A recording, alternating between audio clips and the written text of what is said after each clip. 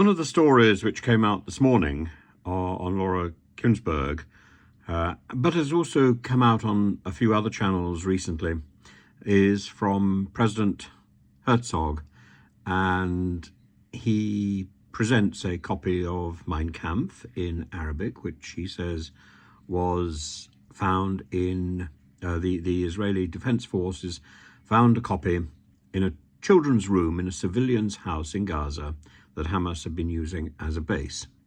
He said that the room was full of explosives. There was a sort of explosives laboratory nearby, with a children's room literally next door. He said by looking at the book, one can notice markings. He showed us some of the markings, underlined written comments which teach about the deepening of his life, of his developing anti-Semitic ideas, and how these were influencing the terrorist ideas that led to the terrorist attack on Israel on October the 7th. This book led, he says, to the Holocaust and to World War II. And the book was found a few days ago in northern Gaza in a children's room, which became a base used for terrorist activities by the terrorist organization Hamas. And he said that does this explain the atrocities? This sort of propaganda, this sort of literature, it's not something that should be casually distributed. And Hamas has shown itself to be extremely adept at managing propaganda. Herzog goes on in the interview to say, well, it's not true that electricity has been cut off in the Shifa hospital. He says everything is working. We are talking to the hospital administrators. We didn't enter Shifa hospital, where unfortunately there is a huge terrorist base operating underneath it, directly underneath it. The headquarters of Hamas, ISIS, is right below the Shifa hospital. But there is fighting, which he admits is going on within 500 meters of the hospital itself. And he says that a recent bomb at the Shifa hospital was not his, it was a Hamas bomb. He says that it's his intention to warn Gaza residents.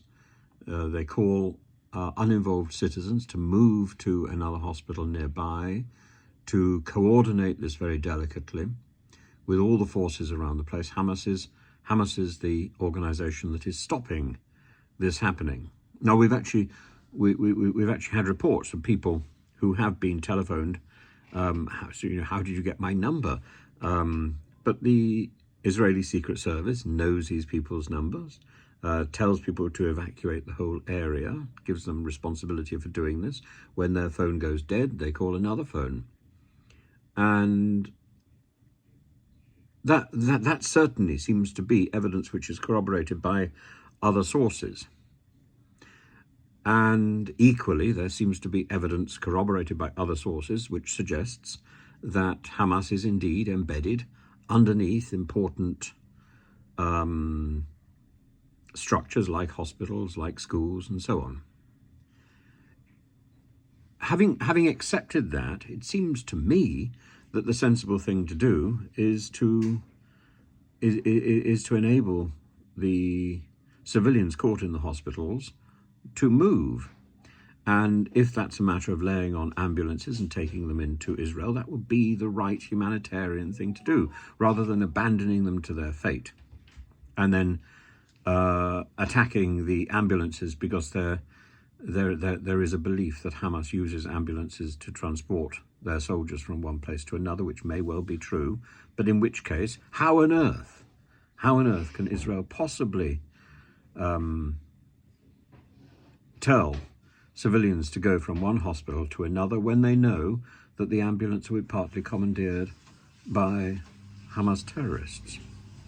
The only moral way to deal with this is to provide the ambulances themselves, to go in, to ship civilians out, and to take them to security in Israel, where they can be offered refugee status and given the sort of treatment that they genuinely need. That is the humanitarian option. So you will notice in this, I've not questioned anything that President Herzog has said. There's no need to. And there's no need particularly to question the Hamas narrative. I'm simply suggesting that simply taking those two narratives together, there is a solution. That solution is to get the civilians out of the area. And if there's a question that the civilians are being held hostage, you take the civilians out of the area, you provide the ambulances. If the ambulances which are provided by the hospital are suspect, you provide your own. That is the moral approach, and the only moral approach that's acceptable in this situation, I think.